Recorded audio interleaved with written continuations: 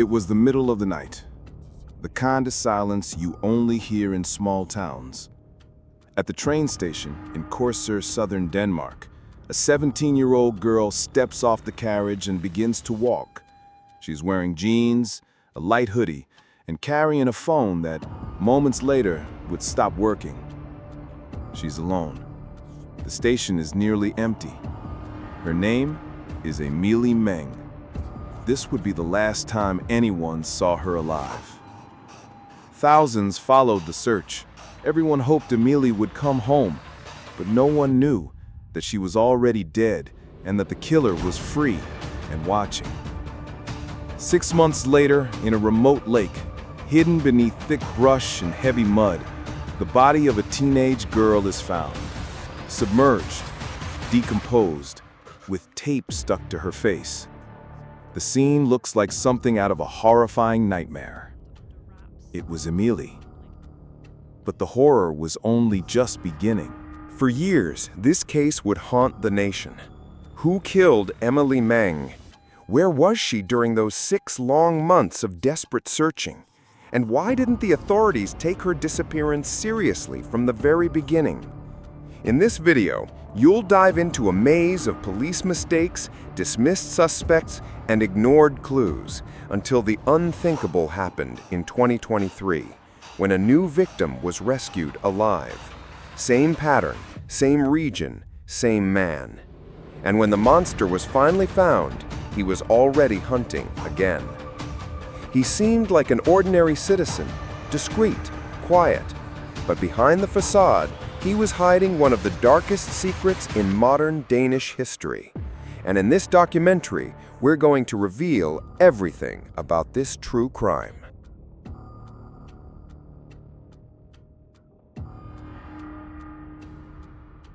Emilie Meng was born and raised in Korsør, a quiet seaside town in southern Denmark. It was the kind of place where everyone knew each other. Peaceful streets, a calm way of life. One of those towns where tragedy felt impossible. Emilie embodied the serenity the town projected. Kind, reserved, affectionate. She was only 17 years old, but already left a deep impression on anyone who met her. She was a vegetarian, loved animals, regularly attended the local church, and sang in the choir. Her voice, soft and beautifully tuned, was always remembered on Sunday mornings. She had simple dreams, but they meant the world to her. Her next plan was to attend choir rehearsal that Sunday morning, but she never arrived. The night before, Emilie had gone out with 2 friends for an evening in Slagelse. The 3 returned late, laughing, chatting, sharing that special kind of closeness only true friends have. But something that night would change the course of everything. During the early hours, while still with her friends, Emilie received a series of text messages. They were from a boy she had been seeing. The conversation, however, was far from romantic. The messages were tense, an argument, something that visibly unsettled her. The easy smile on her face gave way to a more withdrawn expression. She slowed down, walking slightly behind with her best friend. The 2 spoke about what had happened, while the rest of the group walked on ahead. Later, the group stopped at a McDonald's. Calm and composed, there were no signs of alcohol or drugs. They were simply ordinary teenagers enjoying the freedom of a summer night. Yet Emilie, still distracted, didn't seem entirely present. The messages she had received had shifted the atmosphere of the night.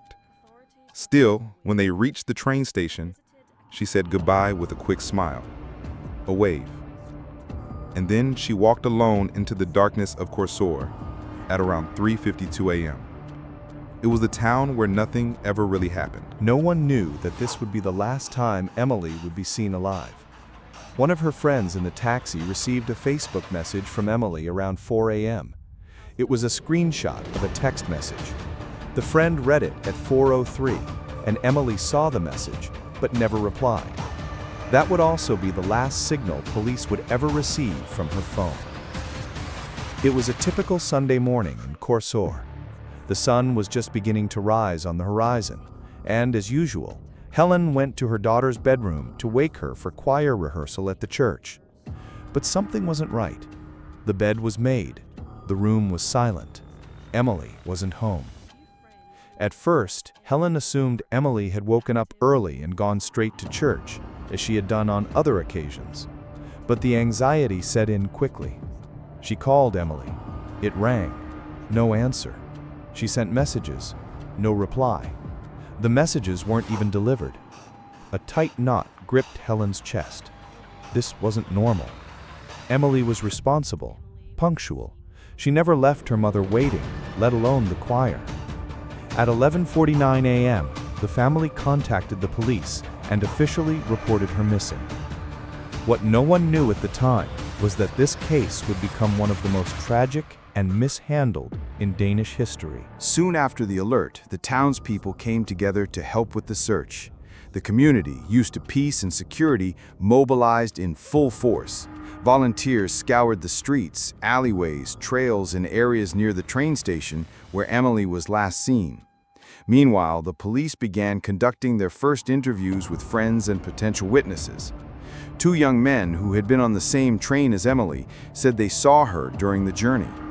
One of them recounted that, after disembarking, he saw Emilie walking alone, focused on her phone. Her closest friend remembered the last image she had of Emilie, putting on her headphones and turning a corner, as if she just wanted to walk quietly. At around 4:03 a.m., Emilie's phone lost signal. The battery had died. From that moment on, there was no further contact, no clues, no trace. The path Emilie took was familiar to her, a narrow, unlit route leading to a tunnel under the motorway. On the other side stood the Sankt Johannes care home, which had a security camera pointed towards the road. According to Dennis, the technician on duty, the camera was working that morning, but Emilie never appeared in the footage. It was as if she had vanished before reaching the tunnel. That pointed to something chilling. She never made it past the last place she was seen. Despite growing desperation, the police failed at the most crucial stage of the investigation, the first 48 hours. Even though the family had raised the alarm, the response from authorities was lukewarm. The police adopted the theory of a voluntary disappearance, a critical mistake in a case involving a teenage girl. That assumption meant the collection of CCTV footage from the surrounding area was neglected. Several cameras that might have captured vital moments in Emilie's last movements were ignored, many of them located in shops, private homes, and public buildings around the train station. Even worse, Danish law allows such footage to be stored for up to 30 days, after which it is automatically deleted to free up space. Because the police were slow to request access, much of this footage was no longer available by the time they acted, a mistake that proved costly, possibly even fatal. Had the footage been collected in time, it might have revealed crucial movements and clues that could have changed the course of the investigation. Meanwhile, the local community remained active while the police stayed stagnant. Reports from residents and volunteers pointed to a growing sense of insecurity. A group called the Night Ravens began patrolling the area on bicycles after young women reported being approached by unknown men near the station. The police received several complaints. Witnesses reported seeing a white van speeding through the town. One even claimed they were nearly run over. But no concrete leads were ever found, and effective action was slow to follow. The initial focus of the investigation included 3 suspects, all of whom were quickly dismissed after superficial inquiries that still raise questions today. One was a 67-year-old man, Han blev foretaget på baggrund af en ulovlig og privat udført aflytning på adressen, hvor det menes, at man kunne høre Emilie Meng. Det skulle vise sig, at det var 5. gang, at manden fik renset sin adresse på Tårnborgvej. Politiet fandt dog ingen spor efter den forsvundne Emilie Meng. a 33-year-old lorry driver with a history of inappropriate behavior toward minors. Due to the nature of his job, which required constant travel across the country, he seemed like a plausible suspect. Emilie was arrested at the end of August, nearly 2 months after Emilie's disappearance, after a former friend reported a suspicious reaction he had regarding the case. His home was searched, electronic devices were seized, and even a nearby plot of land was excavated. However, no evidence was found linking him to the crime. Later, analysis of the GPS data from his lorry proved that he had been out of the country on the night Emilie went missing. Nevertheless, the social and emotional damage inflicted upon Emilie and his family had already been done, highlighting a police process marked by haste in pointing fingers without solid evidence. The third suspect, scarcely mentioned in official records, was a man who, despite no proven direct connection, contributed to the tense atmosphere in the town. The investigation, however, never advanced far enough to clarify any true links, if they existed at all. While the police remained inert and mishandled the case, Emilie's disappearance became a symbol of institutional failure, leaving the public increasingly uneasy and frustrated. With no CCTV footage, no solid evidence, and innocent suspects cleared, the investigation reached a dead end. The failure to promptly collect and analyze the footage, the delay in taking decisive action, and the misguided prioritization of the voluntary disappearance theory compromised not only the search for Emilie, but also the community's trust in the authorities responsible. Months of anguish and fruitless searching passed, as the truth seemed to slowly fade, along with the images that should never have been lost. As days turned into weeks, and weeks into months, the investigation into Emilie Meng's disappearance plunged deeper into confusion, marked by fragile theories. Still clinging to the initial notion that Emilie had run away voluntarily, the police diverted their efforts to follow leads that, in reality, lacked any factual basis. This focus on baseless assumptions led to a series of missteps that further delayed any real progress. The pressure to deliver quick answers and show momentum pushed the police toward speculative theories rather than pursuing more structured lines of inquiry grounded in evidence. Meanwhile, the community of Korsør and all of Denmark responded with surprising strength. News of the 17-year-old's disappearance caused a national outcry. Friends, neighbors, residents of nearby towns, and even people from distant regions came together in an unprecedented movement to try to find Emilie. Volunteers organized systematic searches, combing forests, lake shores, roads, and trails that might hide any trace of the teenager. Missing People Denmark coordinated search efforts. The mobilization was so intense that Emilie Meng's case became the largest search operation ever conducted for a teenager in Danish history. Hundreds of people spent days, nights, and weekends scouring the region, fueled by hope for a miracle. Posters bearing Emilie's face were spread across the town and beyond, aiming to reach as many watchful eyes as possible. Organized and determined volunteer groups used bicycles, boats, and sniffer dogs to extend the search's reach. This massive public involvement not only kept hope alive, but also put pressure on authorities to intensify their investigations, even though, regrettably, the police efforts continued to suffer from missteps and lack of focus. The search for the teenager not only took over the streets, but also dominated newspaper headlines and conversations throughout Denmark. The media coverage was enormous, propelling the case beyond the borders of the small town and turning it into a national issue. Emilie Meng's tragedy touched people's hearts, exposing a collective fear about youth safety and the effectiveness of the institutions responsible for protecting society.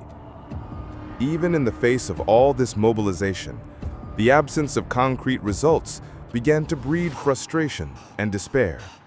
Leads ran dry, and the silence surrounding the case became more deafening with each passing day. The feeling was that, despite all the commotion and effort, the truth remained distant, hidden somewhere, waiting to be uncovered. The case went cold until Christmas Eve of 2016, as if it were fate, or perhaps Emilie herself crying out for justice. On that silent night, while a local resident was out walking his dog, a chilling discovery shattered what hope remained. The body of a young girl was found submerged in a small lake near Ringnemmarksbakker in Borup, roughly 60 kilometers from Korsør station, where Emilie had last been seen. The area was remote, surrounded by puddles and streams, and far from where searches had been previously concentrated.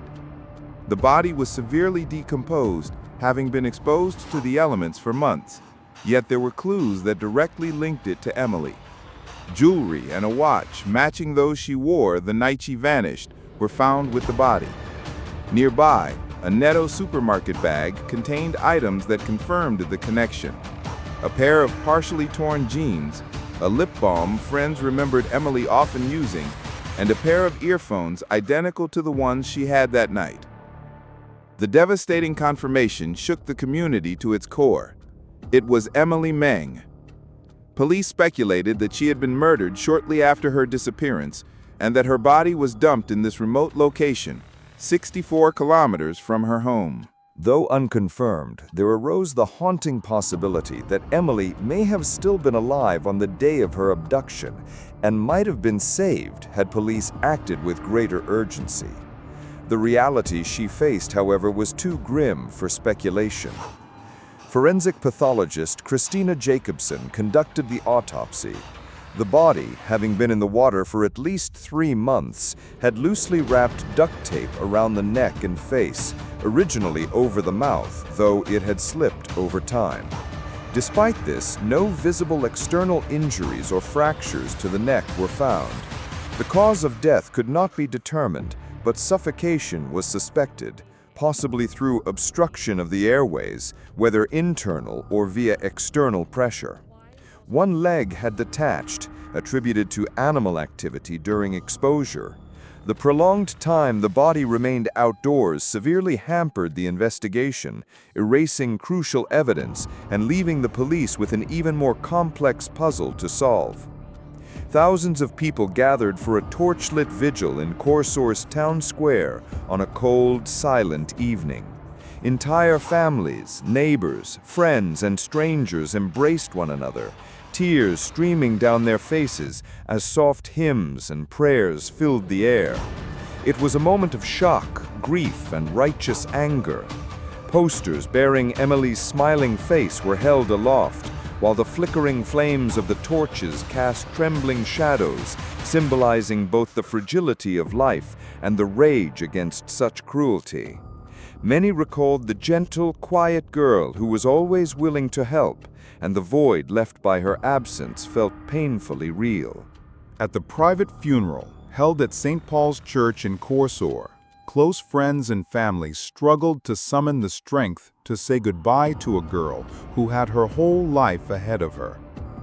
The heavy silence was broken only by sobs and the melancholic songs of the local choir, a group Emilie attended faithfully. There was a shared sense that innocence had been violently stripped from the small community. As the coffin was lowered, Emilie's mother Helen clutched the hands of her loved ones tightly, trying to hold back her anguish, but her sorrow hung in the air, almost tangible. This loss stirred national mourning, sparking debates about public safety, police failures, and the devastating impact of such a tragedy on countless young lives and families across Denmark. Emilie's image became a symbol of the urgent call for justice and protection, a silent reminder that even in small, peaceful towns, evil can lurk in the shadows. From the beginning, the investigation into Emilie Meng's disappearance was plagued by a series of critical failures that delayed the case's resolution and left many in the community frustrated and outraged. One of the most serious issues was the police's delay in collecting security camera footage that could have been crucial during the first hours after Emilie went missing. Local shopkeepers and residents reported that despite having cameras installed in businesses and homes near Korsør station, the police only approached them to request the footage more than 30 days after Emilie's disappearance, long after much of the footage had been automatically deleted. This negligence compromised a valuable opportunity to capture essential evidence, especially considering that the route Emilie took from the station to her home was largely monitored by cameras in strategic locations.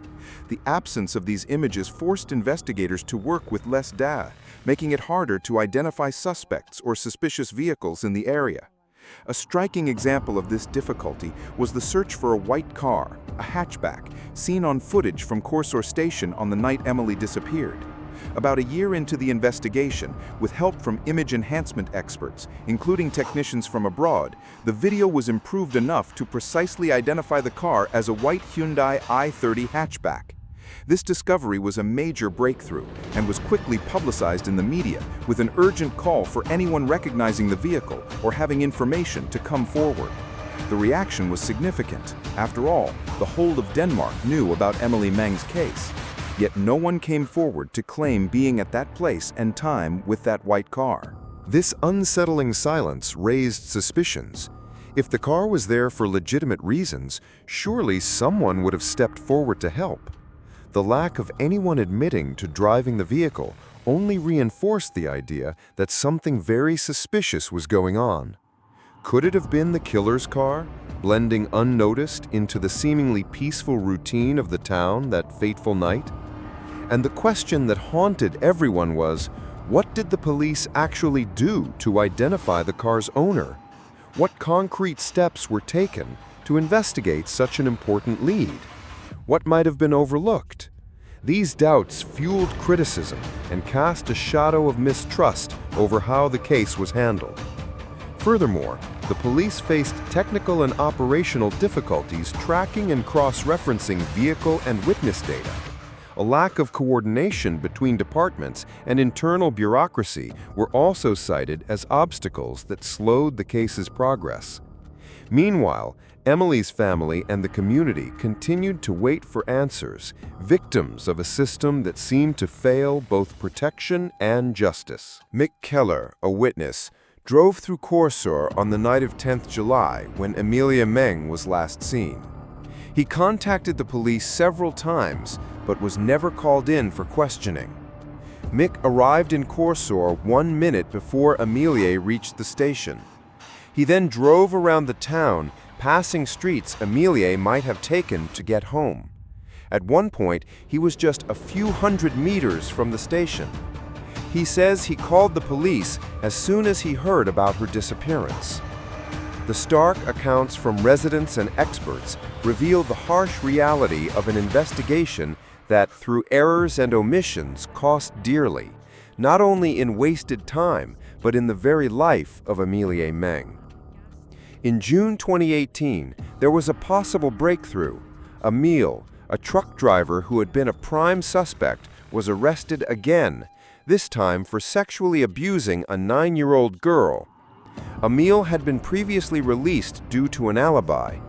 With his new arrest, the police reassessed his possible connection to Emilie's disappearance and murder, but again ruled him out as a suspect.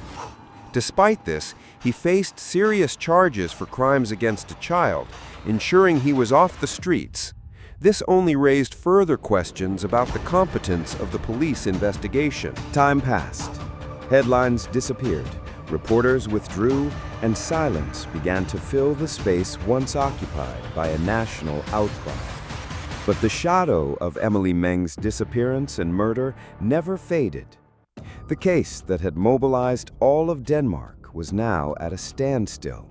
Authorities offered no new leads, no relevant witnesses, no new suspects, no updates. Only emptiness, the same emptiness that consumed the Meng family's daily life. Each morning, Emilie's parents woke with the hope that the phone would ring, that new information would surface, that the nightmare would finally be explained. But the phone remained silent, and the absence of answers became as cruel as the crime itself. For the public, the question was simple. How, with all the cameras, witnesses, and resources, could no one find out who killed Emilie Meng? Every year on Emilie's birthday, the town of Korsør relived the morning. Candles were lit, flowers left at the station, Friends, neighbors, and complete strangers still came. The case had become a symbol of something much greater, the failure of a system to protect an innocent young girl. And amidst this backdrop, something even more painful began to emerge. The possibility that Emilie's killer was living a normal life, that he was there, walking the same streets, looking at the same people, perhaps even taking part in the same memorials. The case was not just cold, it was steeped in doubt, in suppressed anger, and in a question that would not leave the Danes at peace. How did they let this happen? For nearly 3 years, time acted as a silent poison, erasing clues, corroding memories, and hardening grief. During this period, one of the gravest failures of the investigation came to light. The police never properly interrogated the residents and farmers living precisely around the area where Emilie was found. Only much later, 2.5 years after her disappearance, did investigators return to that rural zone in search of answers. One man, visibly frustrated, vented. "They only came here to ask about that tractor 2.5 years after she disappeared. I mean, is there any chance I could remember anything that happened 2.5 years ago? No, I don't think so." The sentiment was widespread. A series of late visits to nearby properties revealed that many of these families had not even been approached during the early days of the investigation, when their memories were still fresh and their impressions could have made all the difference. In later interviews, residents stated that no one from the police approached them during the height of the search, not even the owners of the farms just a few meters from the ditch where Emilia's body was found. This included properties with active tractors and fields directly bordering Regnemark. "We visited several farms with fields near the road. None of them had been visited by the police before this year," reported a journalist covering the case. The field in question extended to Vester Ringve. From there, a person could walk about 15 to 20 minutes through the woods to reach the trench where Emilie was left. It was a route possible to traverse on foot or by tractor, and yet it was not investigated in time. Most alarmingly, this negligence may have completely erased the chance of a crucial testimony. If someone had seen something, someone with a tractor, any suspicious movement that night, they've probably already forgotten, lamented a family member. For those who followed the investigation from the beginning, it became clear that there was a vacuum of action precisely in the locations closest to the crime scene. It was as if the investigators had waited for time to solve the case on its own, ignoring what could have been discovered just a short walk away. In one of the most enigmatic moments of the investigation, an anonymous letter arrived at the newsroom of a local Danish newspaper. Typed, cold, and direct in tone, it seemed written by someone who knew details about Emilie Meng's murder that had never been made public. The author spoke with a strange authority, as if they had been present at the crime scene, or worse, as if they had been the perpetrator themselves. The letter contained unsettling information, supposedly impossible to have been fabricated. Upon receiving the letter, the police immediately confiscated it, but instead of sharing the details with the public or the family, they decided to seal it in absolute secrecy, claiming the case was still open. Not a single line was revealed, not a single word confirmed. Everything was shrouded in mystery, as if the truth was being suffocated beneath the weight of bureaucracy. What was in that letter? Was it a confession, a provocation, or a last desperate attempt by someone who knew too much and carried guilt? Public frustration grew. More than 1,300 DNA samples were collected over the years, yet nothing came of it. For many, the letter represented not only a crucial clue ignored, but also further proof that the police, from the start, had not treated Emilia's case with the seriousness and urgency it deserved.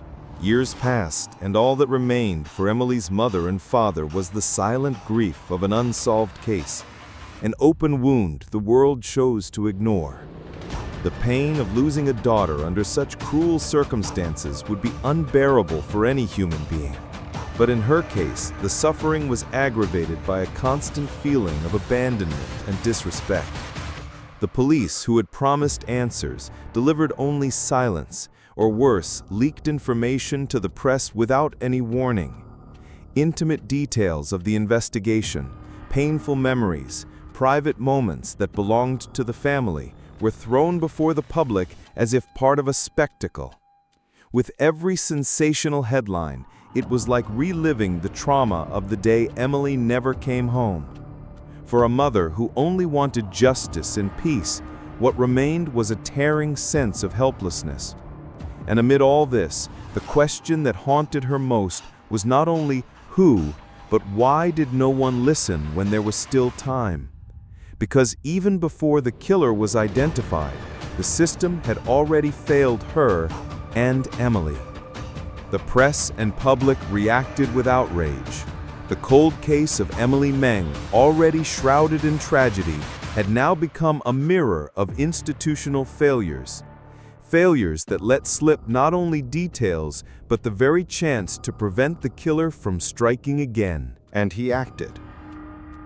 On the morning of April 15, 2023, the quiet town of Korsør, just over 25 kilometers from Korsør, the place where Emilie Meng was last seen in 2016, awoke to a new nightmare.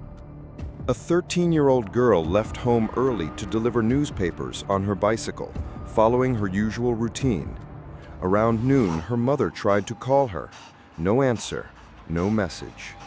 The silence that followed was louder than any response.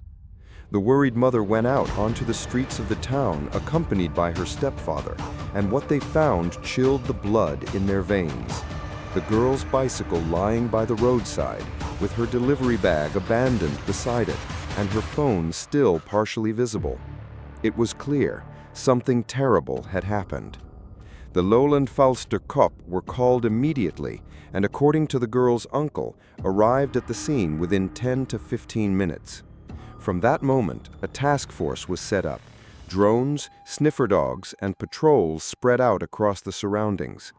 Cell tower records showed the girl's phone connected to antennas at 11:14 a.m. and again 15 minutes later. After that, no signal.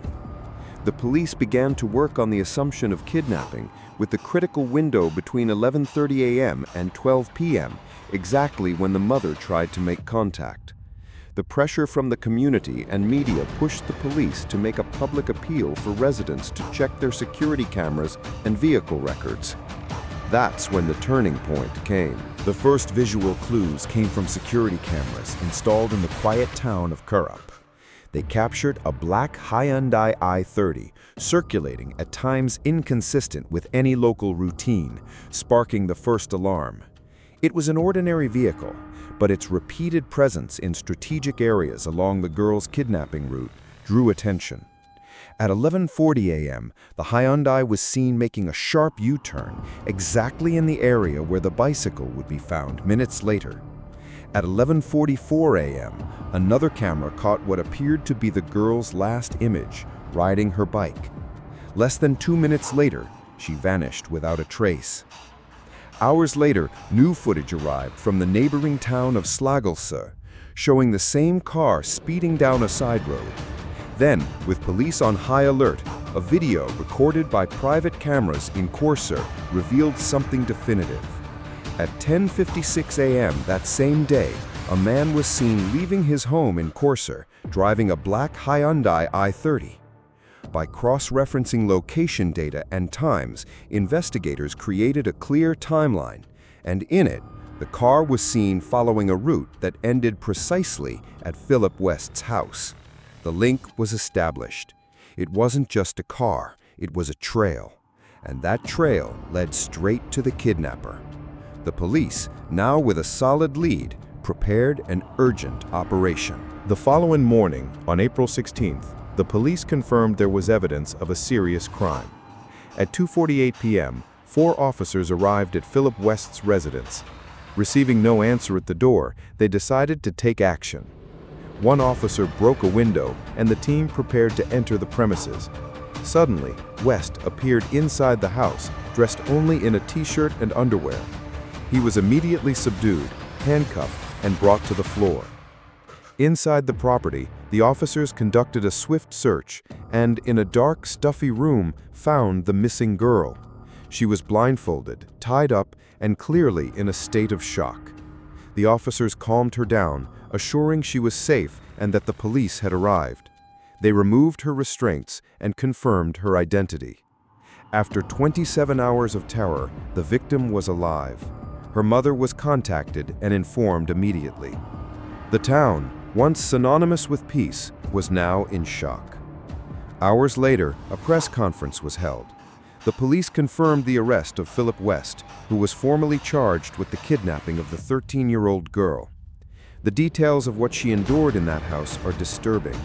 In her statement, she revealed she had been hit from behind by the car and, under death threats, forced into the vehicle's trunk. West then took her to his home, where he kept her captive for over a day. The room where she was held was dark and sealed off. Windows had thick curtains, doors were barricaded, and scraps of food were scattered on the floor. The girl was blindfolded the entire time, with no contact with the outside world. West's coldness and meticulous planning shocked even the most seasoned investigators. What had seemed like an isolated case now echoed from the past, raising a new alarm over the possibility that he might be connected to previous crimes. During the forensic examination of the residence, investigators uncovered something even more chilling: Philip West's internet search history. In less than 27 hours, he made at least 28 searches related to the kidnapped girl's case. He visited news websites, read comments, followed missing persons groups on Facebook, and even simulated interactions with posts. His first recorded search was at 7 p.m. on the same day as the abduction, just 7 hours after the crime. And shockingly, his last search occurred 20 minutes before the cop arrived at his home. The cold detachment with which he tracked the investigation into his own crime revealed the profile of a methodical predator, someone who fed on the sensation of control. It was no longer possible to ignore the obvious. Philip West could be involved in other disappearances. With a dark past now illuminated by the light of truth, his name was set to become central in one of the most significant investigations in recent Danish history. In April 2023, the Danish police turned their attention to a name that had surfaced years before but was quickly dismissed. During the initial phase of the investigation, Philip West had been questioned due to a crucial detail. His car, a white Hyundai i30, closely resembled the vehicle captured on surveillance cameras near Korsør station on the very night Emilie Meng vanished. However, at the time, lacking conclusive evidence, West was released. The vehicle had been sold to a Slovak family, but investigators managed to locate and seize it in Eastern Europe for detailed analysis. This allowed them to restart a timeline that had been neglected until then, now equipped with more advanced forensic technology and fresh judicial motivations. West's reemergence as a suspect was no coincidence. The mounting evidence connecting him to the case was about to become impossible to ignore. While searching through West's electronic devices, forensic experts discovered digital traces he had tried to erase. He had deleted hundreds of files containing illegal content involving minors, revealing a morbid obsession with violence and child pornography. For investigators, this was not just a grim coincidence, but part of a pattern. The most revealing detail, however, came from a technical point. In 2022, during a police campaign that required DNA samples for more than 1,400 former Hyundai i30 owners, West submitted his sample, and the result did not match the traces found on Emilia's body. The lack of a match could suggest innocence, but prosecutors argued that the problem lay in the degraded quality of the samples extracted from the remains, already in an advanced state of decomposition. In other words, the absence of evidence was not evidence of absence. The clues did not stop there. On July 9, 2016, one day before Emilie's disappearance, phone records showed that West made a series of unusual purchases: metal chains, bamboo sticks, and a marinade syringe, items that individually might seem banal, but together formed a sinister narrative. That same night, West intentionally turned off his phone, a practice that would be repeated in future crimes, complicating efforts to track his location during critical moments. All these actions were documented and cross-referenced by investigators, painting an increasingly disturbing portrait.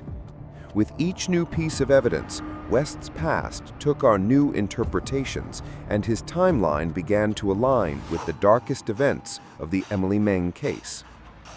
A crucial witness came forward, a driver traveling near Rock B, an isolated field where Emilie's body would be found 6 months later.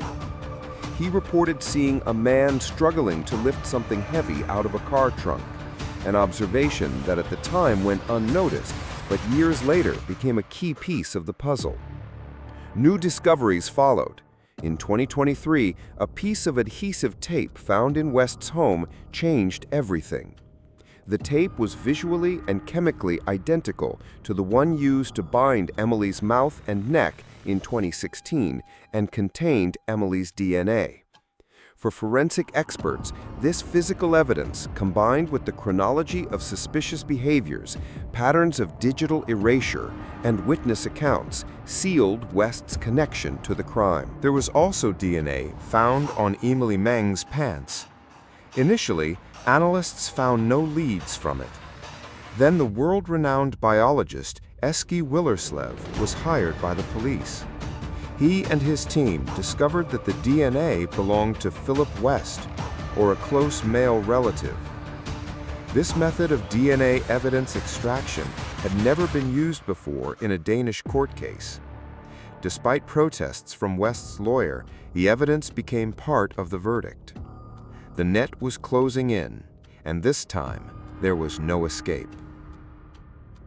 On July 7, 2024, 8 years after the disappearance that paralyzed Denmark, the court in Næstved in southern Sjælland finally issued its sentence against Philip West. Many had to wait outside the courthouse under tents and umbrellas as a heavy Danish summer rain poured down on Sjælland when the verdict was delivered. There was no room inside.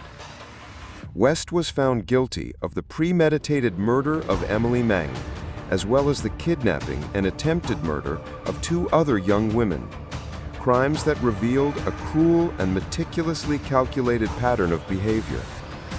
The judge, while delivering the sentence, described West as a manipulative predator whose coldness and ability to conceal his intentions made him extremely dangerous to society. Based on forensic evidence, behavioral records, digital history, and the connection between objects used in the crime, the court had no doubt in sentencing West to life imprisonment, acknowledging the ongoing threat he posed even behind bars. The decision also ordered significant compensation payments to the victims' families, a symbolic gesture of reparation for the irreparable pain they have carried since 2016. The interrogation of Philip West was not a confession. It was a masterclass in cynicism, coldness, and emotional perversity. Sitting at the table facing 2 seasoned investigators, he showed no signs of nervousness. On the contrary, he stared directly into their eyes, as if testing the limits of their patience. When asked about Emilie Meng, his first response was almost defiant. "I've never heard that name before." Presented with images placing him near the station on the night of the disappearance, he scoffed. "Is it a crime to be driving a car now?" When the agents laid out the tape, the same kind used to restrain Emilie Meng, with matching DNA, West simply smiled and said, "You're trying to build a castle out of duct tape? I have a habit of picking up things I find in nature," yet years later, couldn't recall exactly where or when he found that tape. Tension in the room grew by the minute, but West seemed to thrive on it. When confronted with accusations from 2 other young women alleging attempted kidnapping and rape, he did not deny them normally. Though he made some admissions, he responded with scorn. Teenagers lie, especially when they want attention. The questions became sharper, and the agents pressed harder. "Why was your car disconnected from the tracking system that night? Why did your belongings include syringes, ropes, and industrial tape? West crossed his arms, took a deep breath, and coldly replied, "You're desperate for a monster, and I'm convenient." No tears, no tremor in his voice. He played psychological games, trying to invert the roles. When asked directly, "Did you kill Emilie Meng?" his answer was as cruel as it was evasive. "If I had done it, do you really think you'd find anything?" The confession never came, but every word, every phrase painted an accurate portrait of a predator's mind. There was no need to hear a yes to feel the weight of the crime. What he said and what he didn't say was enough to seal his downfall in the eyes of justice and leave scars on all who heard his words. During the trial, the court heard devastating testimony from families, forensic experts, and survivors who escaped West. The prosecution emphasized that, although the DNA found at the crime scene did not match West directly, likely due to sample degradation, the sum of circumstantial and material evidence was irrefutable. A key point was the duct tape found in his residence, identical to that used on Emilie, as well as his suspicious internet searches and the items purchased the night before the girl disappeared. The defense attempted to undermine the strength of the circumstantial evidence, arguing that the lack of direct DNA weakened the case.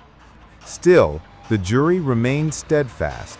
The power of the testimonies and the consistency of West's criminal pattern left no room for moral or legal doubt.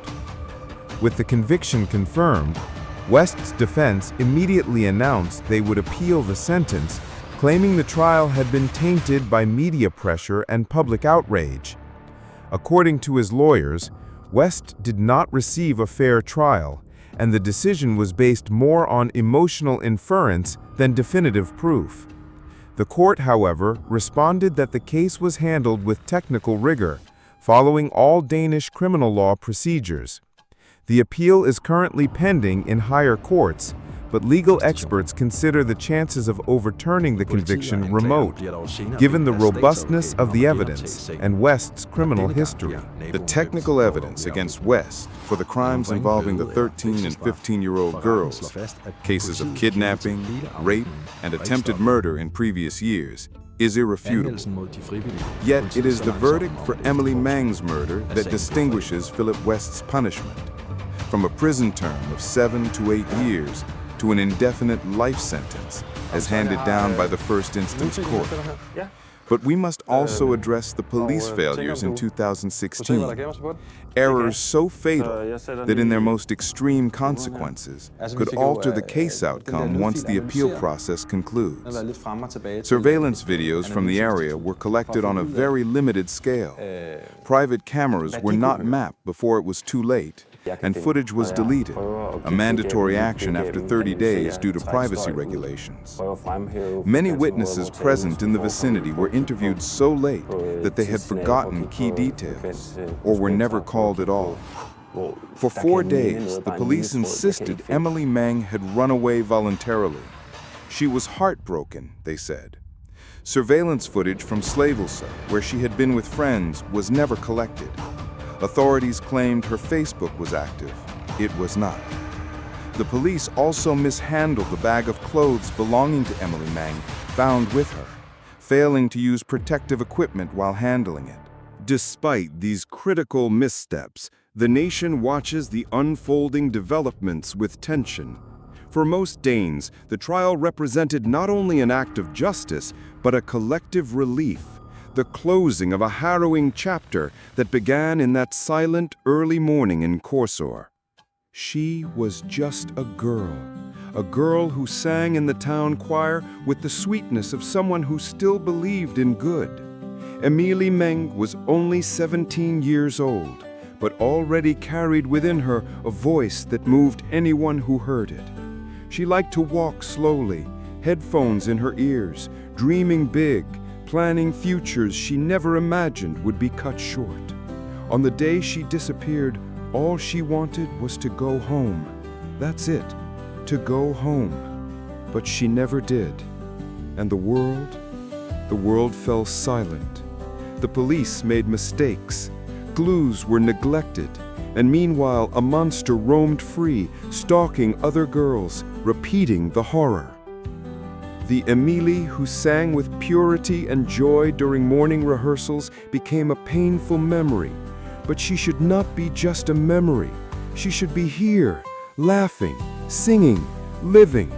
What remains now is a scream caught in the throat of a family that will never be the same, and of a country that, if it had acted with more urgency in 2016, might have prevented so much suffering. Share this story for Emilie, so that no other voice is silenced in the darkness of a lonely road, so that every girl singing in her town's choir today can keep singing, tomorrow and always.